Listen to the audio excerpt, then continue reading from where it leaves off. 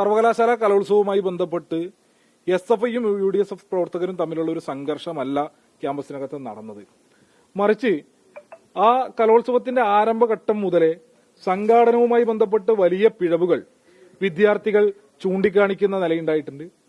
അവിടുത്തെ റിസൾട്ടുകളുമായി ബന്ധപ്പെട്ട് വിധി നിർണയവുമായി ബന്ധപ്പെട്ട് വലിയ അപാകതകൾ, ഏകപക്ഷീയമായിട്ടുള്ള റിസൾട്ട് പബ്ലിക്കേഷൻ ഉൾപ്പെടെയുള്ള വിഷയങ്ങൾ വിദ്യാർത്ഥികൾ ഉയർത്തിക്കാണിക്കുന്നുണ്ട്. മത്സരങ്ങളുമായി ബന്ധപ്പെട്ട് കാലതാമസം നേരിടുന്നത് ഉൾപ്പെടെയുള്ള വിവിധങ്ങളായിട്ടുള്ള വിഷയങ്ങൾ വിദ്യാർത്ഥികൾ ചൂണ്ടിക്കാണിക്കുകയും നിരവധിയായിട്ടുള്ള അപ്പീലുകൾ സംഘാടനവുമായി ബന്ധപ്പെട്ട് നൽകുകയും ചെയ്യുന്ന നിലയിലുണ്ടായിരുന്നു.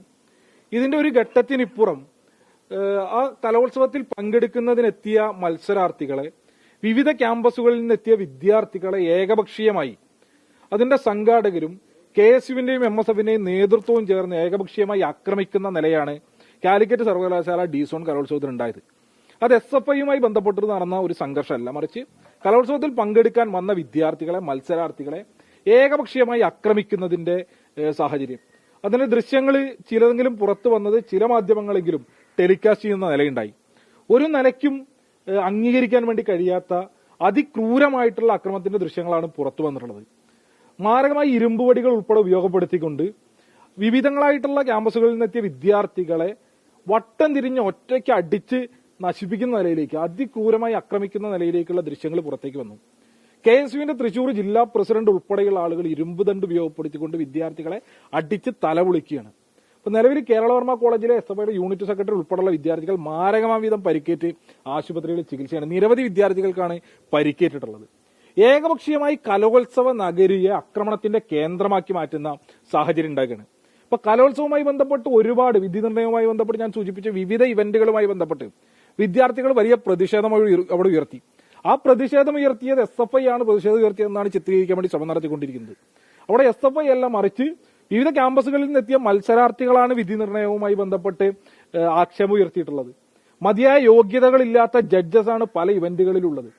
ഞങ്ങളിപ്പോ ഈ പ്രസ് മീറ്റ് തുടങ്ങുന്നതിന് തൊട്ടു മുൻപ് ഞങ്ങൾക്ക് ലഭിച്ചൊരു വിവരം, തമിഴ് ഉൾപ്പെടെയുള്ള വിവിധ തമിഴ് ഭാഷയുമായി ബന്ധപ്പെട്ടുള്ള വിവിധ ഇവന്റുകളിൽ ജഡ്ജസായി പങ്കെടുത്തത് ഷൊർണൂറുള്ള ഒരു ക്യാമ്പസിലെ ചില വിദ്യാർത്ഥികളാണ്.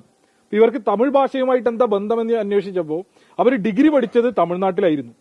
അങ്ങനെ ഡിഗ്രിക്ക് തമിഴ്നാട്ടിൽ പഠിച്ച ആളുകൾ സർവകലാശാല കലോത്സവത്തിൽ തമിഴ് ഇവന്റുകളുടെ ജഡ്ജസായിട്ട് കലോത്സവത്തിൽ പങ്കെടുക്കാം. ഈ നിലയിൽ ജഡ്ജ്മെന്റ് ഉൾപ്പെടെ വലിയ ആക്ഷേപം ഉണ്ടാകുന്നു. വിദ്യാർത്ഥികളെ അതിക്രൂരമായി ആക്രമിക്കുകയാണ്.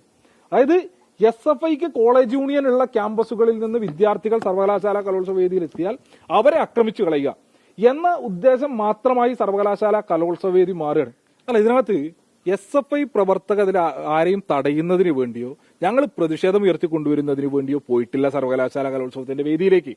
വിവിധ ക്യാമ്പസുകളിൽ നിന്ന് പങ്കെടുത്ത മത്സരാർത്ഥികൾക്ക് വിധി നിർണയവുമായി ബന്ധപ്പെട്ട് അവർക്ക് ആക്ഷേപം ഉണ്ടാവും.